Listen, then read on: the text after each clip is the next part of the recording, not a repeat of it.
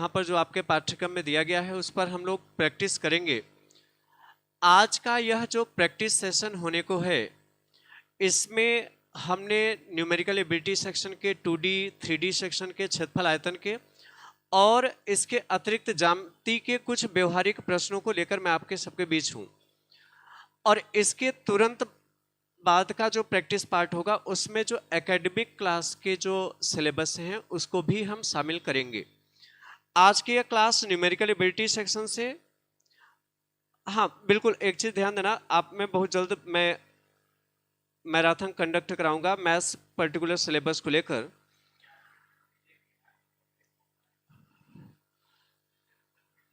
चलिए अभी डिस्क्रिप्शन में लिंक दिया जाएगा, वो मैराथन सारे क्लासेस उस पर चलेंगे। अभी मैं आपको संपूर्ण जानकारी दूंगा। चलिए अभी काफ़ी लोग अभी जुड़ रहे हैं और अभिषेक कुमार जी, शैलेंद्र कुमार यादव, कृष्ण कुमार और सुदामा शाह, प्रशांत राज जी और एस कुमारी यादव। चलिए आप सभी को very very good afternoon. Session की मैं शुरुआत कर रहा हूँ। स्क्रीन पर अभी मैं पहला प्रश्न शो कर रहा हूँ। चलिए आप सभी लोग बने रहें।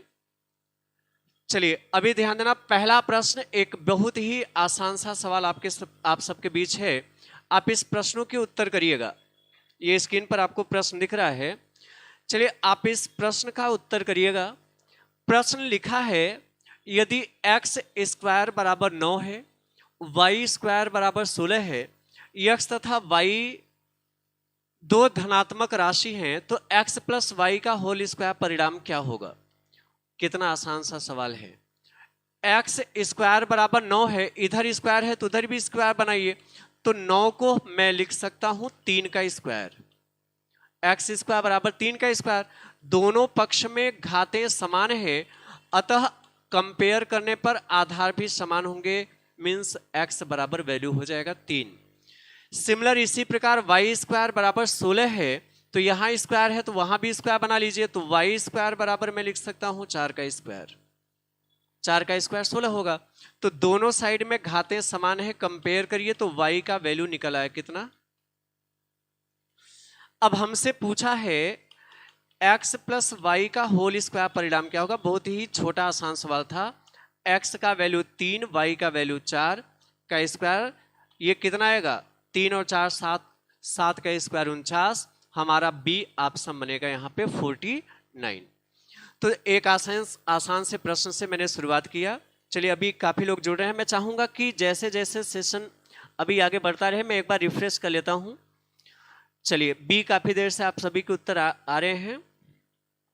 आलोक राज, एस कुमारी और शैलेंद्र कुमार यादव, रानी गुप्ता, कंचन कुमारी, आप सभी को फिर से वेरी वेरी गुड आफ्टरनून। लाल मोहन जी, गोपाल कुमार और अभिषेक कुमार, आप सभी बी ऑप्शन बता रहे हैं। संतोष मिश्रा जी। अब मैं आगे प्रश्न संख्या नेक्स्ट ले रहा हूं आज के इस सेशन का।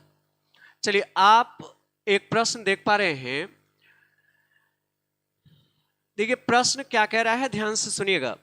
अच्छा, इस प्रश्न में भी पेपर पेंसिल की कोई आवश्यकता नहीं होगी, आप देख के डायरेक्ट उत्तर कर सकते हैं।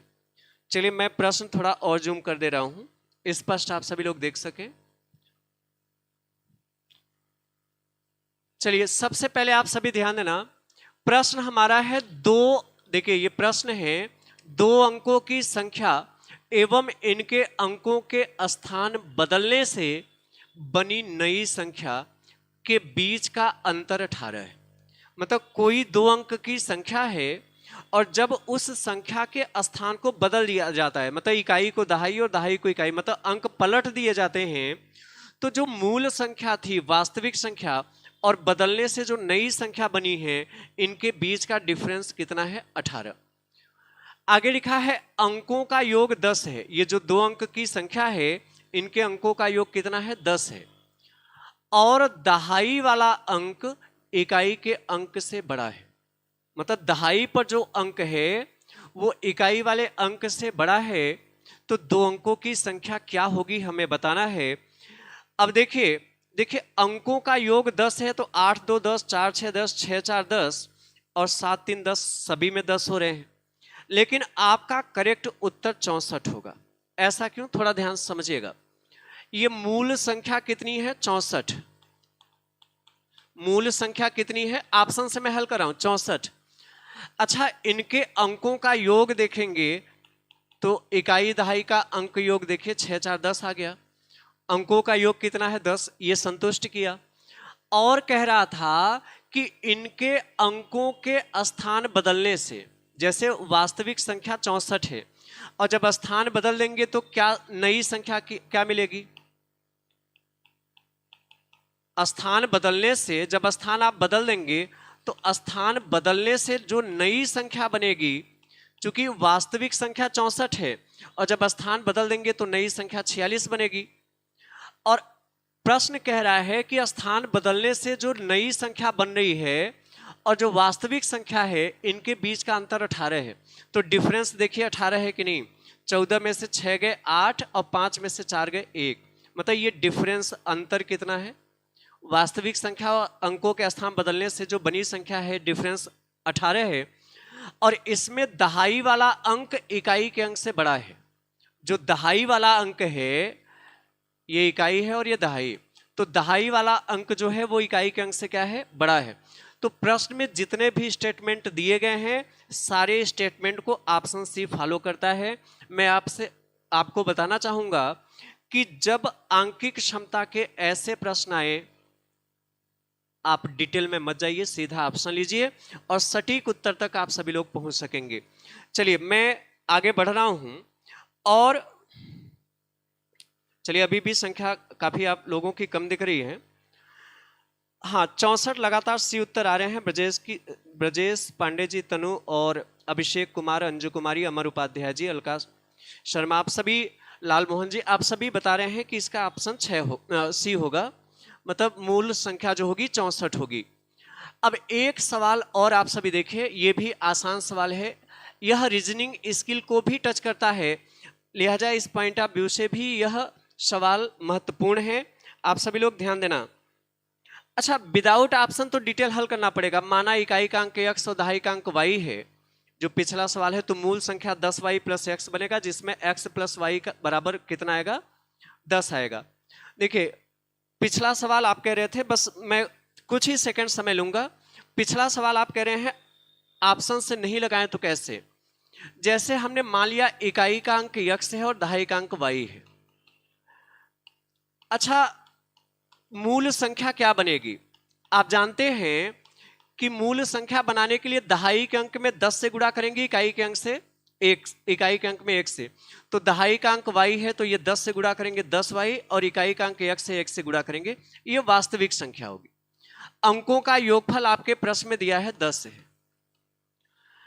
अच्छा, प्रश्न ये कह रहा है कि इनके अंकों के स्थान बदलने से, तो स्थान बदलने से क्या संख्या बनेगी, स्थान बदलने से बनी संख्या क्या होगी बताइएगा। स्थान बदलने से जो संख्या बनेगी वो 10x प्लस वाई हो जाएगा। कितना हो जाएगा, 10x प्लस, चूंकि जब इकाई दहाई हो जाएगा, दहाई इकाई हो जाएगा, तो ये कितना हो जाएगा स्थान बदलने से, 10x प्लस वाई। तो इनके बीच का अंतर 18 है, मतलब वास्तविक संख्या और स्थान बदलने से जो बनी संख्या है अंतर 18 है। तो इसमें से ये घटाएंगे 18 आएगा, मतलब 10y प्लस x और माइनस 10x प्लस वाई, अंतर कितना है 18। तो ये 10y प्लस x है, माइनस से गुणा करेंगे, माइनस 10x माइनस y बराबर 18 हो जाएगा। तो 10y में 1y घटेगा, 9y हो जाएगा, और 1x में 10x घटेगा तो माइनस 9x हो जाएगा। अब 9 कॉमन कर लेंगे तो y माइनस x बराबर कितना है 18, तो ये 9 दूना 18 हो गया। तो अब ये दोनों समीकरण हल कर लीजिएगा, x प्लस वाई बराबर 10 और y माइनस x बराबर कितना 2, बस यही आप हल कर लीजिएगा, रिजल्ट आ जाएगा। तो जब जोड़ेंगे तो plus x minus x cut जाएगा, 2y बराबर 12 हो गया, तो y बराबर 6 हो गया, और y बराबर 6 आ गया तो x बराबर 4 हो जाएगा, क्योंकि अंकों का योग 10 है। तो मूल संख्या क्या होगी, 10y प्लस x, तो y का वैल्यू 6 रखेंगे तो 10 छक्के 60 और प्लस 4 64। तो इतना आपको जाने की जरूरत नहीं है, ये आपके कहने पर मैंने बता दिया, लेकिन आप ऐसे प्रश्न को डिटेल में नहीं हल करिए। चलिए आप इसका उत्तर दीजिएगा, और आपके उत्तर संभवतः आने भी लगे हैं, मैं देख रहा हूं। हाँ, आप लोग थोड़ा अपनी सक्रियता बनाए रखें जब तक देखिए, जब आपके उत्तर हो जाएं तो आप लोग कुछ 10 सेकंड समय निकालकर थोड़ा सा शेयर कर लेंगे, स्क्रीन पर संख्या और बन जाएगी और फिर इंटरेस्ट बढ़ता जाएगा क्लास का। हालांकि ऐसा नहीं कि मैं बिना इंटरेस्ट के बता रहा हूं, ध्यान सुनिएगा। कोई घड़ी 1 बजे 1 बार रिंग करती है, 2 बजे 2 बार रिंग करती है, 3 बजे 3 बार रिंग करती है और आगे भी इसी तरीके से रिंग करती रहती है। तो एक दिन में वह घड़ी कितनी बार बजेगी? एक दिन मीन्स 24 घंटे। तो 24 घंटे में वह घड़ी कितनी बार रिंग करेगी? जैसे मान लिया एक रिंग करने वाली घड़ी है और जैसे ही 1 बजा वो 1 बार रिंग की, 2 बजने पर 2 बार रिंग की, 3 बजने पर 3 बार, 4 बजने पर 4 बार, इसी तरीके से 10 बजने पर 10 बार, 11 बजने पर 11 बार, 12 बजने पर 12 बार। अच्छा 13 बजने पर 13 बार नहीं, 12 बजने पर 12 बार और उसके बाद फिर 1 बजेगा 1 बार। कहने का मतलब पहले आप 12 घंटे में कितनी रिंग करेगी पहले निकाल लीजिएगा। तो पहले आप बताइए 12 घंटे में कितनी बार रिंग करेगी? देखिए 1 बजने पर 1 बार, 2 बजने पर 2 बार, 3 बजने पर 3 बार, 4 बजने पर 4 बार, इसी तरीके से रिंग करती रहती है और सिलसिला चलता रहेगा 11 बजने पर 11 बार और 12 बजने पर 12 बार। तो जब इसको जोड़ेंगे तो 1 2 3 3 6 4 10 5 15 6 21 7 28 8 36 9 45 10 55 11 66 12 78 कितनी बार? अच्छा आप इसको जोड़ भी सकते हैं। कैसे जोड़ेंगे? एक योग का सूत्र पता है आप सभी को। मान लिया ये तो मैंने जल्दी में जोड़ दिया, आप ऐसे भी जोड़ सकते हैं। ये संख्या नियमित अंतराल में है, लगातार में है, तो प्रथम पद प्लस अंतिम पद बटे 2 और गुणा कुल पद की संख्या। जैसे इसका प्रथम पद कितना है? 1 प्लस अंतिम पद कितना है? 12।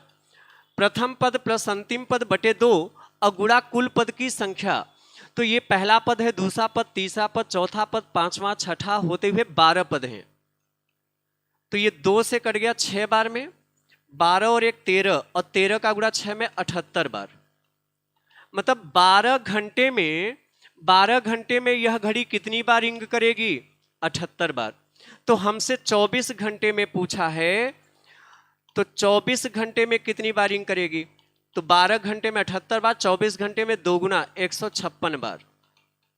हमारा ऑप्शन जो बनेगा पहला ऑप्शन है 156। तो जब ऐसे प्रश्न आए तो ऐसा नहीं सोचना 13 बजने पर 13 बार रिंग करेगी, 14 बजने पर 14, नहीं, 12 बजने पर 12 फिर 1 बजेगा। तो पहले एक साइक्लिक आर्डर का निकाल लीजिए, राउंड क्लॉक 12 घंटे का। तो ये इस तरीके से योग आप निकालेंगे 78 बार 12 घंटे में, तो 24 घंटे में बेशक निश्चित तौर पर आप देखेंगे 156 बार रिंग करेगी। और अभी निश्चित तौर पर हाँ इस तरीके से आप लोग सक्रियता बनाए रखिएगा। और अजय पांडे जी, हाँ बिल्कुल, राकेश कुमार, सुमन और रविराज, अमर उपाध्याय, के रावत जी और तनु कुमारी, आप सभी के लगातार पहला ऑप्शन बन रहा है। चलिए मैं प्रश्न संख्या आगे बढ़ा रहा हूं। इस सीरीज का अगला प्रश्न यहां पे मैं रख रहा हूं, सिंप्लीफिकेशन पार्ट के अंतर्गत के फ्रैक्शन का पार्ट है। और फ्रैक्शन से प्रश्न वैसे देखें प्रीवियस परीक्षाएं जो कंडक्ट हुई हैं, इक्का दुक्का प्रश्न बनता रहा है। उस पॉइंट ऑफ व्यू से ये प्रश्न जो है महत्वपूर्ण है। प्रश्न क्या रहा आप ध्यान से सुनिएगा। एक लैंप पोस्ट का आधा हिस्सा कीचड़ में है। आधा हिस्सा कहाँ है? कीचड़ में। कीचड़ में धंसा है। 1/3 पानी में है और 3 सही 1/3 पानी के ऊपर है। चलिए जैसे ही एक लैंप पोस्ट है, लैंप पोस्ट सड़क के किनारे जो खंभे होते हैं जहां पे बल्ब वगैरह लगे होते हैं, उसी को लैंप पोस्ट कहते हैं। हालांकि चलिए जो भी है आप समझ लेंगे, ऐसे देखिएगा। यह एक लैंप पोस्ट है। अच्छा मान लिया इस पूरे लैंप पोस्ट की लंबाई x मीटर है। पूरे लैंप पोस्ट की ऊंचाई कितनी है? x metre. सवाल ये कह रहा है कि इसका आधा हिस्सा कीचड़ में धंसा हुआ है, मतलब ये पूरा x मीटर है और x का आधा हो जाएगा x/2। ये x/2 मीटर कहाँ है? x/2 मीटर कीचड़ में है। x/2 मीटर कहाँ है? कीचड़ में। आगे लिखा है 1/3 पानी में है। किसका 1/3? पूरे का, क्योंकि शेष नहीं लिखा है। तो पूरा यक्स मीटर है और इसका 1/3 मतलब x/3 इतना मीटर कहाँ है? पानी में है। और तथा 3 सही 1/3 मीटर पानी के ऊपर है। अब इतना पानी से ऊपर है, ये है 10/3 मीटर। 3 सही 1/3 का मतलब 10/3। ये पानी से कहाँ है? ऊपर है। मतलब ध्यान देना, पूरा खंभा x मीटर का है तो इसका आधा x/2 मीटर कीचड़ में है, इसका 1/3 x/3 मीटर पानी में है और बाकी जो 10/3 मीटर बचता है ये पानी से ऊपर है। हमसे पूछा है लैंप पोस्ट की पूरी लंबाई क्या है, मतलब यक्स का मान पूछा। एक चीज सोचिए, ये कीचड़ वाला भाग है, ये पानी वाला भाग है और ये ऊपर वाला भाग है पानी से। यदि तीनों भाग को जोड़ लें तो यक्स के बराबर आ जाएगा, मतलब पूरे खंभे के लंबाई के बराबर आ जाएगा। तो चलिए मैं तीनों को जोड़ लेता हूं। सबसे पहले आप लोग बताइए कीचड़ में कितना है? x/2 प्लस पानी में कितना है? x/3 और पानी से ऊपर कितना है? 10/3 और सब का योगफल कितना है? x। तीनों का योगफल, तीनों को जोड़ेंगे तो पूरे खंभे की लंबाई के बराबर होगा, मीन्स x के। तो ये उसको उधर कर दीजिए, यहां 10/3 रहने दीजिए, तो x माइनस x/2 और प्लस x/3 होगा। बस इसी को हल कर लीजिएगा। पहले लसा लेंगे तो ये 6 आएगा, 2 तिया 6, 3 का गुणा x में 3x, 3 दूना 6, 2 का गुणा x में 2x हुआ। कहने का मतलब ये है, ये 3x और 2x जोड़ेंगे 5x/6 है, तो 6 का गुणा x में गुणा करेंगे तो 6x हो जाएगा। तो 6x में से 5x घटाएंगे तो x/6, ये बराबर 10/3 है। तो अतः x बराबर कितना हो जाएगा? ये 6 भाग हो रहा है, इधर गुणा हो जाएगा तो 10/3 गुणा 6, 10/3 गुणा 6, तो ये 3 दूना 6, 10 दूना कितना आएगा? 20 मीटर। तो यहां से 20 मीटर दे रखा है, ये पूरी लंबाई हो जाएगी। बात क्लियर है? अभी निश्चित तौर पर जी आप सभी 20 मीटर लगातार उत्तर दे रहे हैं। आशुतोष कुमार जी, सुमन और जी अंजू कुमारी, लगातार आप सभी को उत्तर आ रहे हैं। रंजीत कुमार, अमर उपाध्याय, सरोज कुमार गुप्ता जी और दिलीप कुमार, मोहम्मद सुहेल अख्तर जी और संतोष जूही और ब्रिजपाल राय, राकेश कुमार जी। और देखिए ये इस प्रकार के प्रश्न बहुत सिंपल होते हैं, बशर्ते आपको एक एक स्टेटमेंट को कंसीडर करना है प्रश्न में क्या कह रहा है। मैं अगला प्रश्न आपके बीच रख रहा हूं, ज्यादा इसमें समय न ले, आगे बढ़ते हैं। प्रश्न संख्या नेक्स्ट। अच्छा देखिए, इस पैटर्न के भी सवाल बराबर बनते रहे। प्रश्न का सेंस आप सभी लोग बड़े ध्यान से देखिएगा। प्रश्न कह रहा है 6 घंटियां हैं, एक साथ बजना आरंभ हुई। ये 6 घंटियां हैं, 6 की 6 एक साथ बजनी प्रारंभ हुई। यदि ये घंटियां क्रमशः 2, 4, 6, 8, 10 और 12 सेकंड के अंतराल पर बजती हैं तो 30 मिनट में कितनी बार एक साथ बजेंगी? अच्छा आप सभी देखिए, कभी रिसेप्शन पार्टी वगैरह में देखें, जो छोटे छोटे बल्ब लगे होते हैं एक अंतराल पर आगे पीछे जलते रहते हैं, लेकिन एक ऐसा स्थिति आता है कि सभी बल्ब एक साथ जल जाती है। जैसे देखिए जहां स्वागतम वाला गेट लगा होता है, छोटे छोटे बल्ब होते हैं, आप देखते हैं ना आगे पीछे जलते हैं, लेकिन एक स्थिति आती है कि सब साथ में जल उठते हैं। वो स्थिति कब आती है? वह स्थिति उनके जलने के जो अंतराल है उसके लसा के बराबर समय पर आती है। अब रिसेप्शन पार्टी पर तो बैठ के लसा नहीं निकालेंगे, हाँ यहां लसा निकालना पड़ेगा। जैसे 6 की 6 बत्तियां हैं, घंटियां हैं, ये 2, 4, 6, 8, 10 और 12 सेकंड के अंतराल पर बजती हैं। तो एक स्थिति ऐसा आएगा कि सभी घंटियां एक साथ बजेंगी। तो सभी घंटियां एक साथ कब बजेंगी बताइए? सभी घंटियां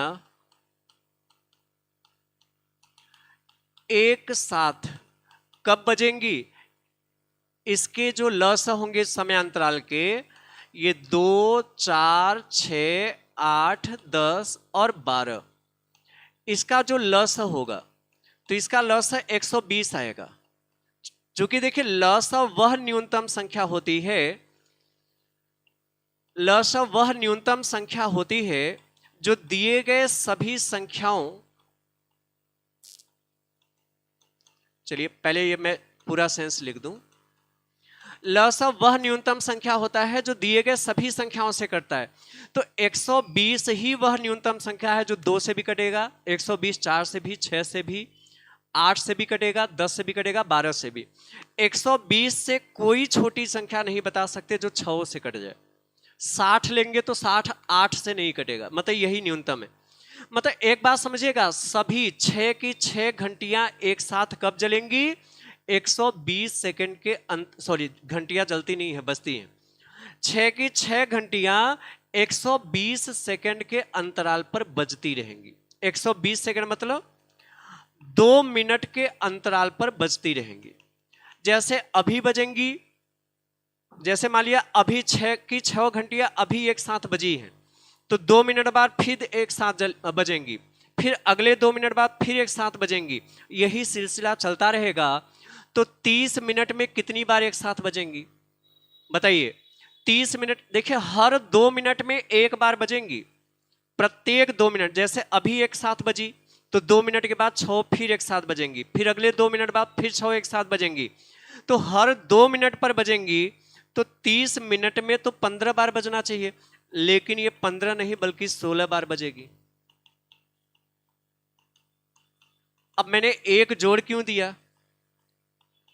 देखिए हर 2 मिनट में एक बार बजती है, तो 30 मिनट में बजना तो 15 बार चाहिए, लेकिन 16 बार बजेगी। उसका रीजन,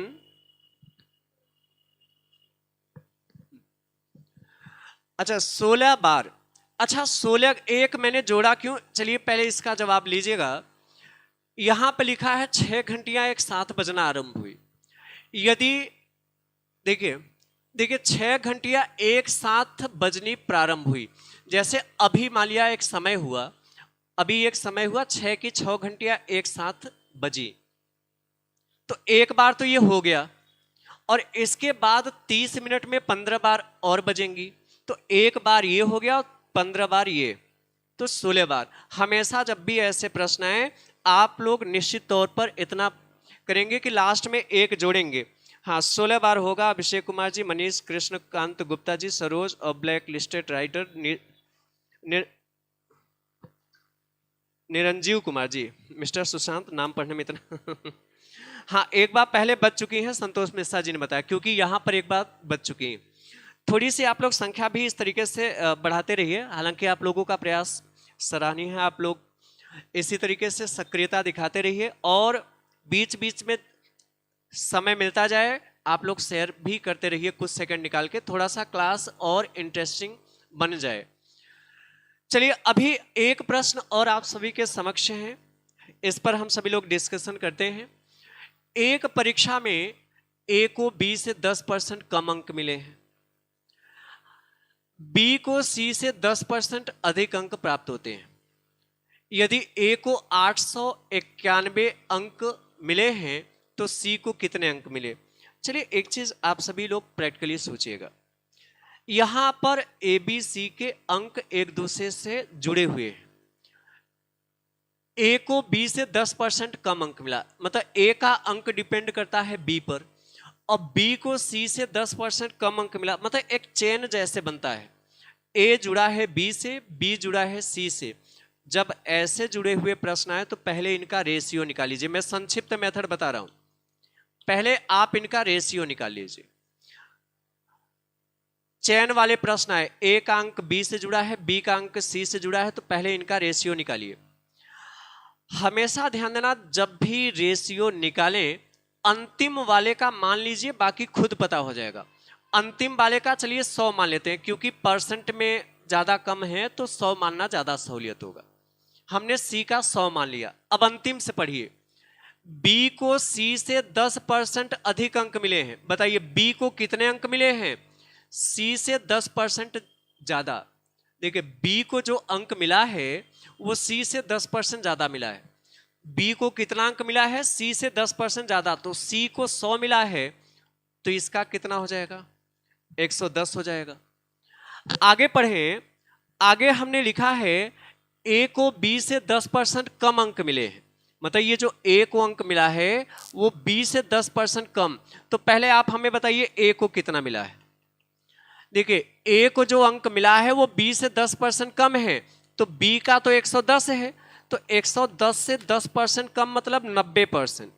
बात समझिएगा, ए को जो नंबर मिला है वो बी से 10% कम है, तो बी का तो 110 है, तो 110 का जब 10% कम करेंगे तो 110 का 90% आएगा, मतलब ये कट गया, 11 9 99 मिला। कितना मिला? इतनी बातें क्लियर है कि नहीं? हमेशा जब चेन के रूप में जुड़ा हो, ए का अंक बी से, बी का अंक सी से, तो पहले संबंध निकाल लिया करिए। और अंतिम वाले का मान लीजिए, अंतिम वाले का 100 मान लिया, तो बी को जो अंक मिला है सी से 10% ज्यादा, मतलब इसका 110 हो गया, ये 100 है तो ये 10% ज्यादा है 110। ए को जो अंक मिला है वो बी से 10% कम है, बी से 10% कम, तो बी का 110 है तो 110 से 10% कम होगा तो 90%, मतलब 99। इतनी बात क्लियर है? अच्छा, ए को 891 अंक मिला, मतलब ए को 99 मिला है और यही 99 बराबर है 891 के। चूंकि ए को 891 अंक मिला तो ए का संबंध कितना है? 99 का है, और यही 99 बराबर है 891 के। तो बताइए 99 बराबर 891 के बराबर है, तो एक बराबर कितने के? 891 बटे 99, ये 9 बार में कट जाएगा। एक बराबर 9 के है, एक बराबर 9 अंक। तो बताइए सी को कितने अंक मिले हैं? सी को 100 मिले हैं, तो बताइए एक बराबर 9 अंक के, तो 100 बराबर कितने के? अच्छा, यदि बी का पूछा गया होता तो एक बराबर 9 अंक के, तो 110 बराबर कितना हो जाएगा? 11 9 990।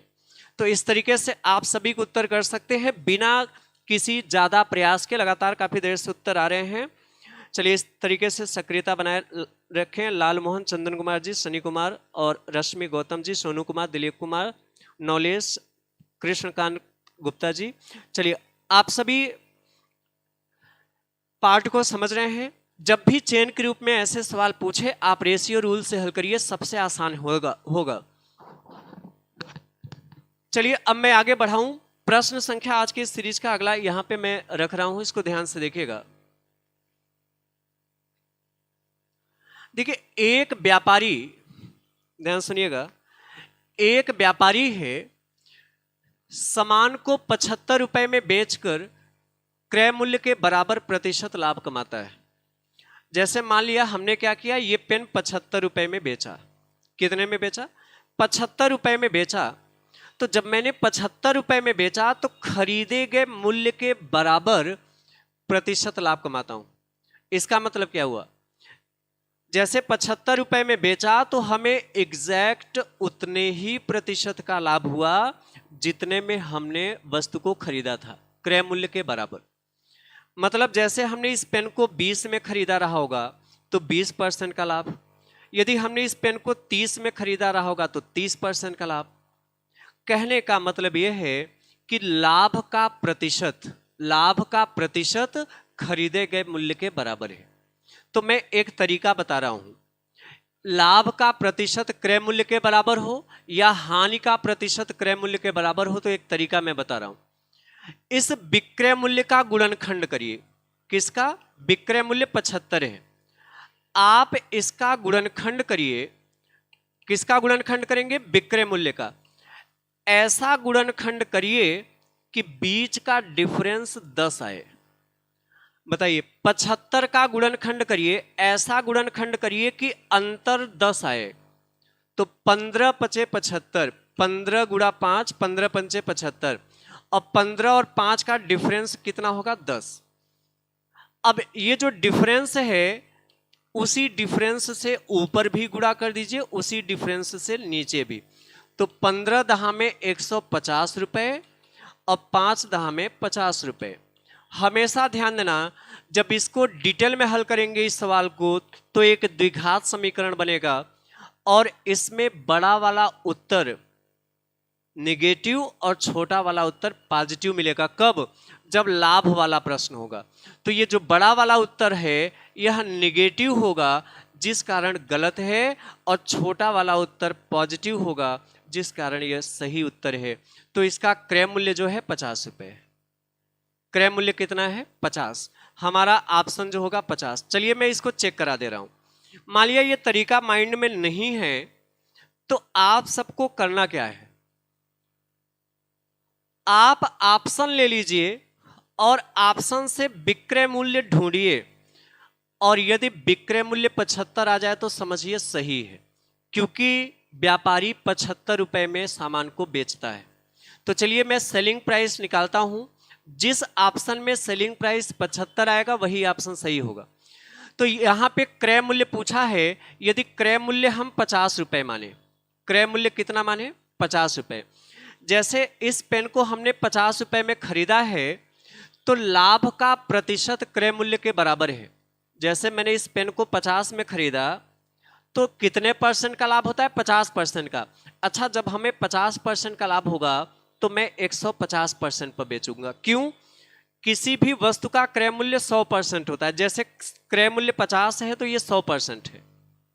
लेकिन जब मैं 50% फायदे पर बेचूंगा तो 100% पर नहीं बेचूंगा, बल्कि 50% ज्यादा लूंगा, तो इसके 150% पर बेचेंगे, और ये 2 जीरो से 2 जीरो कैंसिल, 15 पंचे 75 रुपए। तो देखिए 75 रुपए विक्रय मूल्य आ गया, लिहाजा पहला ऑप्शन ही हमारा बिल्कुल एक्यूरेट उत्तर होगा। लेकिन जो मैंने 60 मेथड बताया, आप इसको, हाँ निश्चित तौर पर 50 रुपए आप सभी के उत्तर आ रहे हैं। तो देखिए मैं यही कहूंगा कि लाभ का प्रतिशत, प्रतिशत लाभ यदि क्रय मूल्य के बराबर हो तो आप विक्रय मूल्य का ऐसा गुणनखंड करें कि अंतर 10 आए, 15 पंचे 75, अंतर 10 आए, और इसी अंतर से ऊपर भी गुणा कर दीजिए, नीचे भी।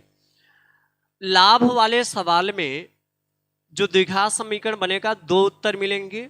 छोटा वाला उत्तर पॉजिटिव होगा और बड़ा वाला उत्तर निगेटिव, और निगेटिव क्रय मूल्य हो नहीं सकता, इसलिए पहला। अच्छा, हानि वाला सवाल होता तो ये 2 के दोनों उत्तर पॉजिटिव आते। अब डिपेंड करेगा कि उस पर ऑप्शन क्या है। जैसे हानि का सवाल होता, मैं ये आपसे बोलता कि 16 रुपए में बेचता है तो उसे उतने ही परसेंट की हानि होती है। 16 रुपए में बेचता है तो उसे उतने ही परसेंट की हानि होती है जितना क्रय मूल्य था। तो 16 का ऐसा गुणनखंड करिए, गुणा करने पर 16 आए और योग या अंतर 10 आए, तो 8 और 2 जोड़ने पर 10, योग 10 हो या अंतर 10 हो, पिछले बार में अंतर 10 था। अब इसी 10 से गुणा करेंगे ऊपर भी और इसी 10 से गुणा करेंगे नीचे भी, तो 80 रुपए और 20 रुपए।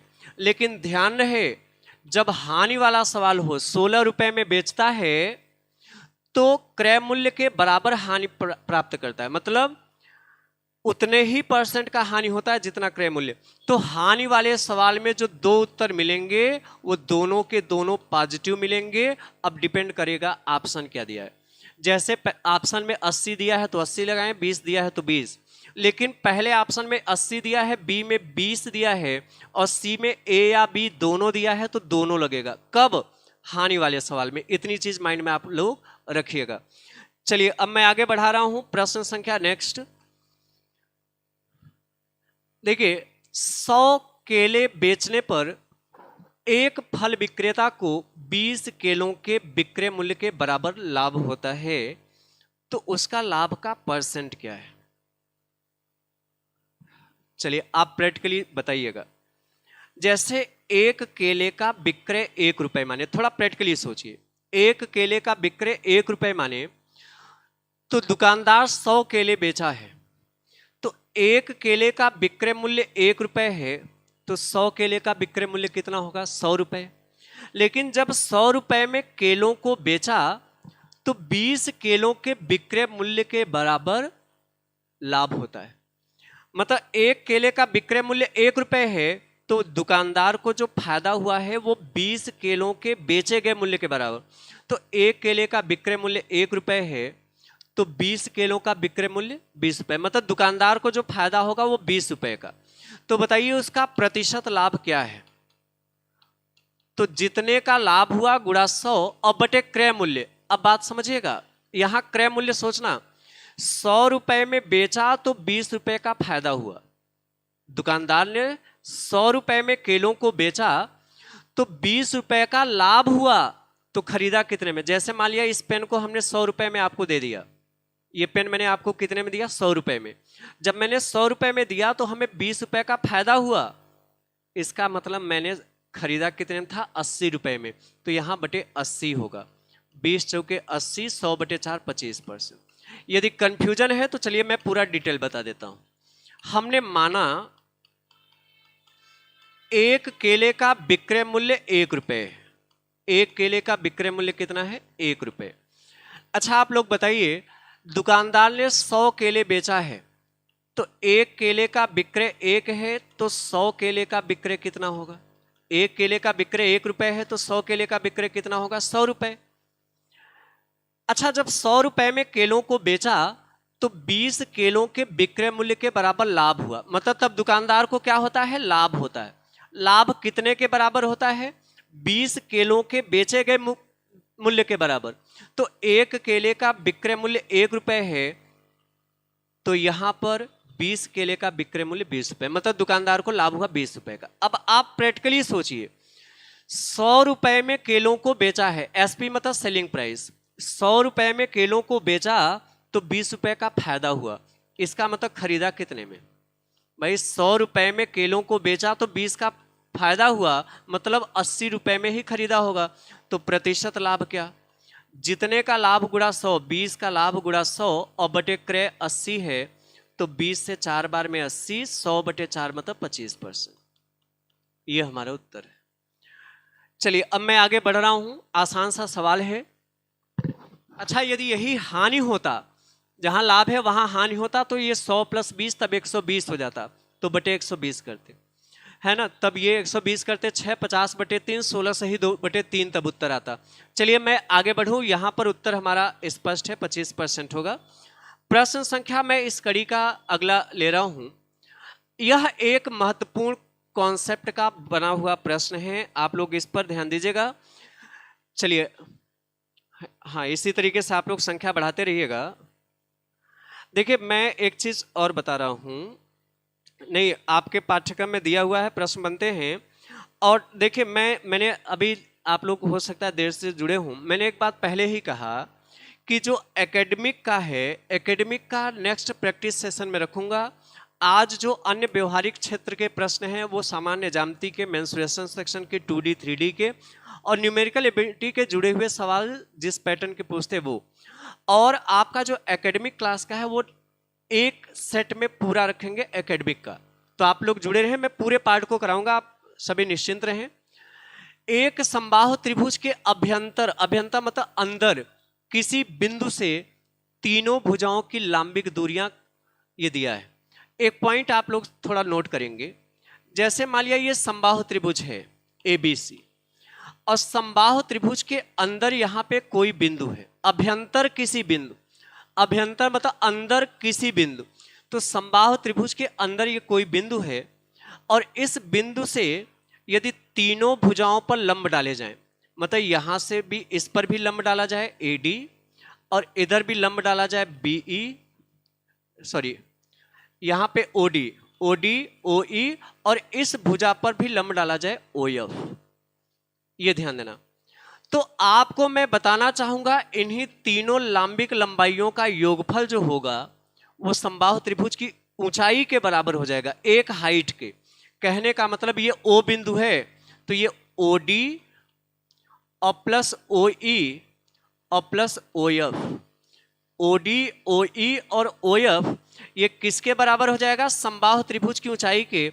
और समबाहु त्रिभुज की ऊंचाई करड़ी में 3 गुणा, करड़ी में 3/2 भुजा होता है, करड़ी में 3/2 भुजा होता है। तो यही दिया है, समबाहु त्रिभुज के अभ्यंतर किसी बिंदु से तीनों भुजाओं की लंबिक दूरियां, मतलब लंबिक दूरियां, ये OD दिया है, ये OE दिया है और ये OF दिया है। अभ्यंतर किसी बिंदु से तीनों भुजाओं पर लंबिक दूरियां, मतलब ये सब पर लंब हैं, लंबिक दूरियां हैं। तो इसका मतलब इन तीनों का जो योगफल होगा वो किसके बराबर होगा? समबाहु त्रिभुज के हाइट के बराबर। तो चलिए मैं इनको जोड़ लूं, करड़ी में 3 प्लस 2 करड़ी में 3, इनकी लंबिक लंबाइयों का योगफल, जो ये अभ्यंतर किसी बिंदु से तीनों भुजाओं पर लंब डाले गए हैं, इनके लंबिक लंबाइयों का योगफल किसके बराबर होगा? समबाहु त्रिभुज की हाइट के। और समबाहु त्रिभुज की ऊंचाई होती है करड़ी में 3/2 इंटू भुजा, यही होता है। तो ऐसा करिए, इसे जोड़िए, 5 करड़ी में 3 और 2 करड़ी में 3 कितने हो गए? 7 करड़ी में 3 और 1 करड़ी में 3 कितने हो गए? 8 करड़ी में 3। भाई 5 करड़ी में 3 और 2 करड़ी में 3 कितने हो गए? 7 करड़ी में 3 और 1 करड़ी में 3, 8 करड़ी में 3 हो गए। और करड़ी में 3/2 जब इधर आएगा तो 2 करड़ी में 3 हो जाएगा। ये हो गई भुजा, ये समबाहु त्रिभुज की भुजा हो गई। तो ये कट गया, भुजा 16 आ गया। मतलब समबाहु त्रिभुज की प्रत्येक भुजा 16 है। ये समबाहु त्रिभुज है, इसकी प्रत्येक भुजा कितना आ गया? 16।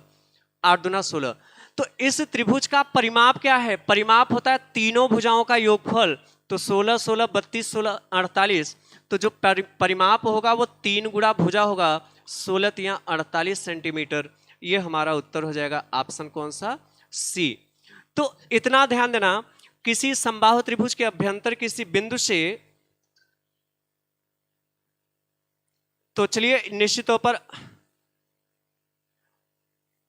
हाँ देखिए आप, हाँ 48 आएगा। आप सभी उत्तर दे रहे हैं। चलिए मैं आगे बढ़ाऊं, प्रश्न संख्या नेक्स्ट। ये कॉन्सेप्ट को आप नोट डाउन किए रखेंगे। दो संकेंद्रीय वृत्त जिनकी परिधियां क्रमशः 88 सेंटीमीटर और 132 सेंटीमीटर है के बीच के वलय का क्षेत्रफल क्या होगा? देखिए संकेंद्रीय वृत्त वह वृत्त होता है जिसके केंद्र एक ही हो। दो संकेंद्रीय वृत्त हैं, जैसे इस तरीके से,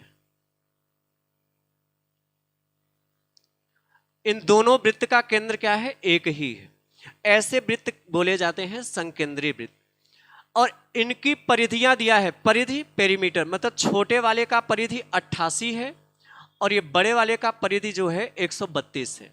तो इनके वलय भाग का क्षेत्रफल, वलय का मतलब होता है ये जो बीच का भाग आप देख रहे हैं, वलय भाग का मतलब होता है ये बीच का खाली पड़ा भाग। अच्छा ध्यान देना, ये जो बीच का खाली पड़ा भाग देख रहे हैं, हमें इसका क्षेत्रफल बताना है। कैसे आएगा? आप बोलेंगे बड़े वाले वृत्त के क्षेत्रफल में से इस छोटे वाले वृत्त का क्षेत्रफल घटाएंगे। अब वृत्त का क्षेत्रफल तभी पता होगा जब रेडियस पता होगा। छोटे वाले वृत्त का रेडियस स्मॉल आर मान लेते हैं और बड़े वाले का जो रेडियस है केंद्र से परिधि तक की दूरी, ये कैपिटल आर मान लेते हैं। तो चलिए ध्यान देना, छोटे वाले की परिधि 88 सेंटीमीटर, परिधि मतलब 2 पाई आर। तो छोटे वाले की परिधि 88 है, मतलब 2 पाई आर बराबर 88 है। तो स्मॉल आर बराबर कितना हो गया? 2 पाई उधर पक्षांतर कर लीजिए, जब 2 उधर पक्षांतर होगा तो 1/2 हो जाएगा, 2 का उल्टा 1/2। अब पाई का मान 22/7 होता है, उधर जाएगा तो उल्टा हो जाएगा, 7/22 हो जाएगा। तो 22 दूना 44, 44 से 2 बार में 88, 2 का गुणा 7 में 14 सेंटीमीटर। छोटे वाले वृत्त की त्रिज्या कितनी हो गई? 14 सेंटीमीटर।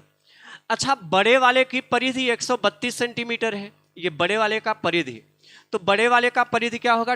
2 पाई कैपिटल आर, चूंकि परिधि 2 पाई आर होता है तो रेडियस वहां स्मॉल आर माने हैं, यहां कैपिटल आर। तो अब कैपिटल आर कैसे आएगा? बाकी उधर पक्षांतर कर दीजिए, 2 का पक्षांतर 1/2 हो जाएगा और 22/7 का पक्षांतर 7/22 हो जाएगा।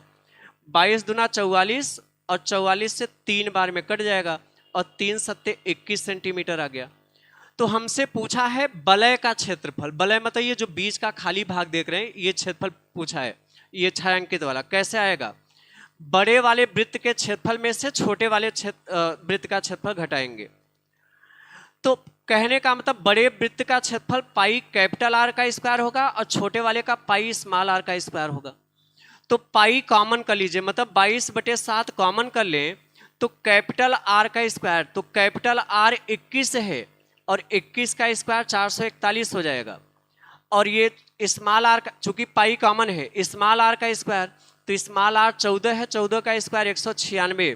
बस यही हल कर लीजिए, 22/7 और गुणा, घटाइए, 11 में से 6 गए 5, 13 में से 9 गए 4 और 3, हाँ 13 में से और 3 में से के 2, तो ये कितना है? 7 त्रिक 21, 3 35, 7 पंचे 35, 22 पंजे 110, 11 22 3 66, 11 77, इतने स्क्वायर सेंटीमीटर होगा। 770 स्क्वायर सेंटीमीटर हमारा ऑप्शन कौन सा बनेगा? सी।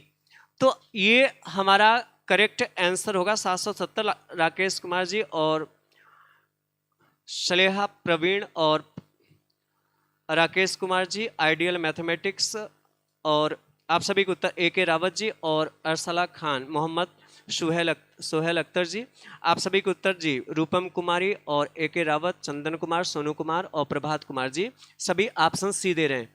चलिए मैं आगे बढ़ाऊं प्रश्न की सीरीज को। हालांकि एक कॉन्सेप्ट आसान था, कैलकुलेशन की प्रोसेस लंबी है, लेकिन कोई बात नहीं। अब देखिए एक आसान सा प्रश्न आपके समक्ष है। 1 मीटर कोर वाले, ध्यान सुनिएगा, कोर मीन्स भुजा, साइड। 1 मीटर कोर वाले एक घनाकृति बॉक्स में, घन के आकृति वाले बॉक्स में 10 सेंटीमीटर कोरों वाले कितने छोटे घन रखे जा सकते हैं?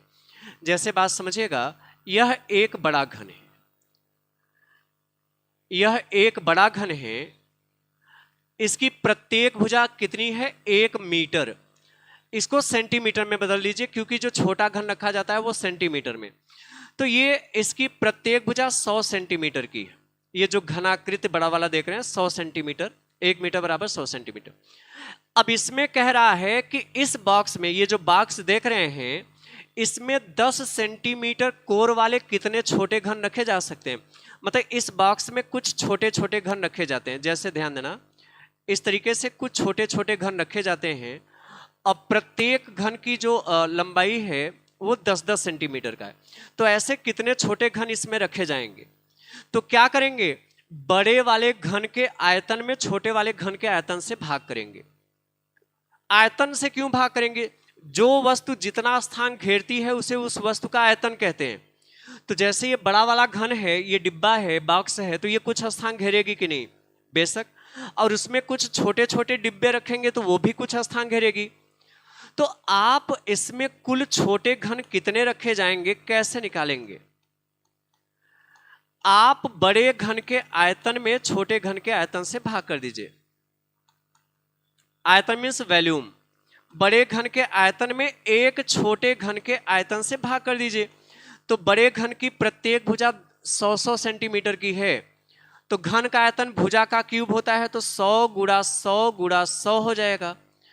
और एक छोटे घन का आयतन, जो एक छोटा सा डिब्बा रखेंगे, इसका आयतन 10 गुणा 10 गुणा 10 होगा, क्योंकि छोटे वाले डिब्बे की प्रत्येक भुजा।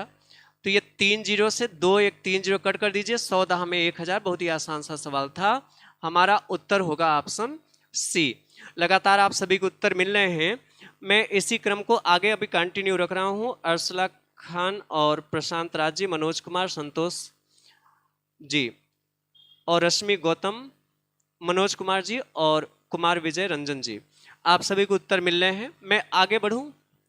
अच्छा, इस तरीके से उपस्थिति अपनी प्रत्येक दिन रखे रहिएगा। और आप सभी थोड़ा सा बीच बीच में शेयर करके थोड़ा सा क्लास को और देखिए, आपके जब कमेंट रन करते हैं, बहुत अच्छे कमेंट रन कर रहे हैं, तो एक सक्रियता क्लास की बनी रहती है ना। चलिए, और आपकी संख्या को देखकर ये गर्मी नहीं, तब थोड़ा थोड़ा ठंडी लगने लगता है। हालांकि मुझे देख के आपको भी गर्मी लगने लगा होगा। ज्यामिति का यह एक प्रश्न थ्योरेटिकल सा प्रश्न है, प्रॉपर्टीज पर जुड़ा हुआ प्रश्न है। जो त्रिभुज के बेसिक गुण होते हैं, कॉन्सेप्ट होते हैं, आइडेंटिटी होती है, उसका एक प्रश्न है। ज्यामिति सेक्शन के ऐसे सवाल अपेक्षित कि एक आध थ्योरेटिकल सवाल बन जाए आपके परीक्षा में। ध्यान देना, किसी त्रिभुज के लिए निम्नलिखित में से कौन सा कथन असत्य है? असत्य कथन का हमें चुनाव करना है। पहला ऑप्शन दिया है, एक समकोण तथा 2 न्यून कोण हो सकते हैं। बेशक, देखिए, कोई त्रिभुज है तो एक समकोण और 2 न्यून कोण हो सकता है। त्रिभुज के तीनों अंतः कोणों का योगफल कितना होता है? 180। तो 180 में जब 90 ये हो गया, तो बाकी जो बचेंगे ये न्यून कोण ही होंगे। क्यों? क्योंकि 90 में दोनों है, तो ये तो हो सकता है। अच्छा, 2 अधिक कोण कभी नहीं हो सकते। क्यों? अधिक कोण क्या होता है? देखिए, आप जानते हैं 90 डिग्री से कम के कोण को हम क्या बोलते हैं? न्यून कोणी। करेक्ट 90 डिग्री है समकोणी। 90 डिग्री से अधिक और 180 डिग्री से कम है, 90 डिग्री से अधिक और 180 डिग्री से कम है तो अधिक कोणी। करेक्ट 180 डिग्री है तो ऋज रेखीय कोण, और 180 डिग्री से ऊपर है तो प्रतिवर्ती कोण, रिफ्लेक्स एंगल होता है। बताइए, किसी त्रिभुज में कभी 2 अधिक कोण हो सकते हैं? संभव ही नहीं। क्योंकि त्रिभुज के तीनों अंतः कोणों का योग 180 होता है, तो दो कोण का वैल्यू कभी 90 से ज्यादा नहीं हो सकता, नहीं तो त्रिभुज की रचना होगी ही नहीं। हाँ, एक अधिक कोण और बाकी न्यून कोण हो सकते हैं, और सभी कोण न्यून कोण हो सकते हैं, लेकिन दो अधिक कोण कभी नहीं हो सकते। तो असत्य कथन की चुनाव करना है, तो जो तीनों सही है तीनों को गलत कर दीजिए, और ये जो गलत है इसको सही लगा दीजिए। ऑप्शन आपका होगा बी। निश्चित तौर पर आप सभी के लगातार उत्तर मिल रहे हैं। मैं आगे बढ़ा रहा हूं प्रश्न के इस सीरीज को, आप लोग ध्यान देना। प्रश्न संख्या मैंने 13वां लिया है। एक समकोण त्रिभुज की भुजाएं दे रखा है, x, x+1 तथा x-1 है। इसका कर्ण क्या होगा? कर्ण मतलब अर्जुन के बड़े भाई नहीं। अच्छा, ये भुजाएं एक यक्ष है, एक x+1 और एक x-1, मतलब ये क्रमागत हो गई, मतलब समकोण त्रिभुज 3, 4, 5 में बनेगा, कर्ण 5 ही आएगा। क्योंकि आप जानते हैं x-1, x और x+1 ये लगातार है, और समकोण त्रिभुज का ट्रिपलेट आप सबको पता है, 3, 4, 5, 5, 12, 13, 7, 24, 25, 8, 15, 17, 9, 40, 41, 20, 21, 29, ये ट्रिपलेट रूल होता है। अब देखिए, ये देख के पता चला है कि लगातार है, x-1, x+1 लगातार है, तो यही रेशियो बनेगा, तो कर्ण सबसे बड़ी भुजा होगी। या आप ऐसा लगा सकते हैं, देखिए एक समकोण त्रिभुज है, सबसे बड़ी भुजा कर्ण है, और एक यक्ष है और एक एक x-1 है। यक्ष है, x+1 और x-1। हमेशा ध्यान देना, कर्ण पर सबसे बड़ी भुजा रखते हैं, क्योंकि समकोण त्रिभुज में कर्ण सबसे बड़ी भुजा होती है। और आप जानते हैं समकोण त्रिभुज में कर्ण का स्क्वायर बराबर लंब स्क्वायर प्लस आधार स्क्वायर होता है। मतलब कर्ण क्या है? x+1, कर्ण का स्क्वायर बराबर लंब का स्क्वायर, लंब कितना है? x स्क्वायर, और प्लस आधार, आधार x-1 का स्क्वायर। ये पाइथागोरस प्रमेय से। तो a प्लस बी के होल स्क्वायर से ओपन करिए, तो a स्क्वायर प्लस b का स्क्वायर करेंगे तो 1 आएगा, प्लस 2ab करेंगे तो 2x आएगा, बराबर ये होगा x स्क्वायर, x-1 का होल स्क्वायर करेंगे तो a square plus b square minus 2ab करेंगे, है ना। तो एक x स्क्वायर से a square plus b square, देखिए ये x स्क्वायर है, a square plus b square minus 2ab। तो चलिए अभी ध्यान देना, ये तो कट गए, और यहां से एक x स्क्वायर और एक x स्क्वायर कितने हो गए? 2x स्क्वायर, और ये 2x उधर जाएगा तो माइनस ये हो गया 4x, और एक उधर जाएगा तो ये तो एक कट गया, बराबर कितना? 0। एक और एक कट जाएगा, तो क्लियर है ना। एक x स्क्वायर और एक x स्क्वायर 2x स्क्वायर हो गया, और 2x उधर जाएगा तो माइनस 4x बराबर 0। तो 2x कॉमन करेंगे तो क्या बचेगा? यहां से x बचेगा -2 बराबर, तो ये 2x बराबर 0 करेंगे तो x बराबर 0 आ जाएगा, लेकिन x-2 बराबर 0 करेंगे तो x बराबर 2 आ जाएगा, है ना। कहीं से मिस्टेक हुआ क्या? a प्लस बी का होल स्क्वायर करेंगे, a square plus b square plus 2ab करेंगे, ये तो x स्क्वायर है ही, a square plus b square minus 2ab करेंगे। ओहो, देखिए यहां पे मैंने x स्क्वायर से एक x स्क्वायर कटेगा, एक से एक कटेगा, तभी मैं कह रहा हूं कहां से मिस्टेक हो गया। तो ध्यान देना, x स्क्वायर से x स्क्वायर कट गया, एक से एक कट गया, बचा क्या? वहां x स्क्वायर बचा है ना। अब -2x इधर जाएगा तो -4x, तो यहां से x कॉमन होगा, तो x-4 बराबर 0 आएगा, तो x बराबर 4 आएगा। अब x बराबर 4 हो गया, तो यहां पर ध्यान देना, ये तीनों भुजा कौन सी होगी? तो ये x है, मतलब ये 4 हो जाएगी, ये x-1 है तो x का मान 4 रखेंगे तो ये 3 हो जाएगा, और ये x+1 है तो 4 + 1 कितना हो जाएगा? 5। बात समझ है ना। x स्क्वायर कटेगा, एक से एक कटेगा, तो यहां से x स्क्वायर है, 2x उधर माइनस होगा तो -4x बराबर 0, x कॉमन करेंगे। तो यह आप रेशियो देख के ही बता सकते हैं, और रेशियो कैसे निकला है आप सभी जानते हैं। समकोण त्रिभुज में दो छोटी भुजा के वर्ग का योगफल बड़ी भुजा के वर्ग के बराबर होता है। आप इस कॉन्सेप्ट को बड़े ध्यान से देखिएगा। मैं एक प्रश्न आपके समक्ष और रख रहा हूं। यह बहुत ही आसान सवाल है, रेशियो सेक्शन से, मैथमेटिकल के न्यूमेरिकल एबिलिटी सेक्शन का लिया गया प्रश्न। ए अनुपात बी अनुपात सी दिया है, आपसे पूछा है 1 अनुपात ए बटे, सही है, ये रेशियो पूछा गया। अच्छा, ए बी सी का रेशियो पूछा गया है, दिया है, ए बी सी का रेशियो दिया है और इसके व्युत्क्रमों का रेशियो पूछा है। व्युत्क्रम मीन्स उल्टा, तो आप इसको भी उल्टा कर दीजिए, तो 1/2 हो जाएगा, ये 1/3 हो जाएगा और ये 1/। हमेशा ध्यान देना, अनुपात कभी भिन्नों में नहीं लिखा जाता, और यदि अनुपात भिन्नों में हो तो हर का लस लेके सब में गुणा कर दीजिए। तो 2, 3 और 4, इसका जो लस होगा 12 होगा, इसका लस कितना आएगा 12। तो हम क्या करेंगे, 1/2 में भी 12 से गुणा करेंगे, 1/3 में भी 12 से गुणा करेंगे और 1/4 में भी 12 से।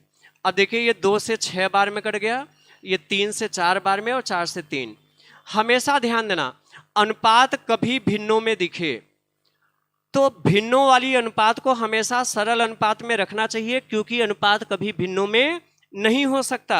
इसलिए आपका ऑप्शन सी होगा। 1/2 अनुपात 1/3 अनुपात 4 ये रखना गलत माना जाएगा, क्योंकि अनुपात कभी भिन्न में नहीं लिखा जाता। तो चलिए, आप सभी की सक्रियता, वैसे जो भी संख्या थी, लेकिन सक्रियता बहुत अच्छी थी, यही क्लास को रोचकता प्रदान करता है। नेक्स्ट क्लास में इसके आगे जो आपके एकेडमिक सेक्शन से प्रश्न लिए जाते हैं उस पर डिस्कशन हम लोग करेंगे।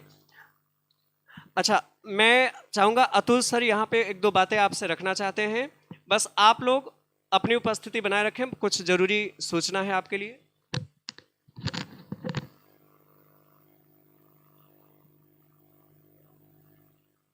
दोस्तों नमस्कार। और नो डाउट आपने मैथ की क्लास बेहतरीन तरीके से एंजॉय किया होगा। आपके लिए एक सूचना ये है कि इस वीडियो में आपको डिस्क्रिप्शन में एक लिंक दिया गया है, बिहार ऑनलाइन एजुकेशन, और वहां पर आप जा करके उस चैनल को सब्सक्राइब कर लीजिए। ये लिंक आपको टेलीग्राम पर भी दिया गया है। टेलीग्राम पर आप जो है चंद्रा इंस्टीट्यूट इलाहाबाद डाल करके जब सर्च करेंगे तो वहां उस चैनल को जब आप ज्वाइन करेंगे तो एक important link Bihar education, Bihar online education का लिंक दिया गया है। उसको जब आप सब्सक्राइब कर लेंगे तो दोस्तों आपको बिहार से रिलेटेड जो आपका सुपर टेट एग्जामिनेशन हो रहा है उसका मैराथन क्लास 2-2 घंटे का प्रोवाइड करवाया जाएगा। इससे आपको बहुत ज्यादा लाभ होने वाला है। वो इसलिए क्योंकि चंद्रा इंस्टीट्यूट का जो यूट्यूब चैनल है वो इतना ज्यादा बिजी है, इतना ज्यादा हैवी वर्क आ चुका है उस पे कि आपको वीडियोस ढूंढने में या क्लास प्राप्त करने में बहुत ज्यादा प्रॉब्लम होगी। इसलिए आप अभी तुरंत उस चैनल को सब्सक्राइब करिए, अपने मित्रों को भी सब्सक्राइब करवा दीजिए। देखिए कैसे ढूंढेंगे आप, वो मैं आपको बता दूं। ये देखिए, जो वीडियो अभी मैथ का आप देख रहे थे, वहां पर जो एक एरो बना हुआ है, वहां पर जब आप नीचे आएंगे तो आपको ये देखिए बिहार सुपर टेट, और यहां पर देखिए न्यू चैनल का एक न्यू चैनल का देखिए यहां पर एक सब्सक्रिप्शन लिंक दिया गया है। जब आप इसको सब्सक्राइब करेंगे तो आपको बिहार सुपर टेट के मैराथन क्लासेस, प्रैक्टिस सेट बड़ी ही बेहतरीन ढंग से तुरंत प्राप्त हो जाएंगे। तो दोस्तों आज ही इस चैनल को सब्सक्राइब करिए। Thank you so much, thanks a lot.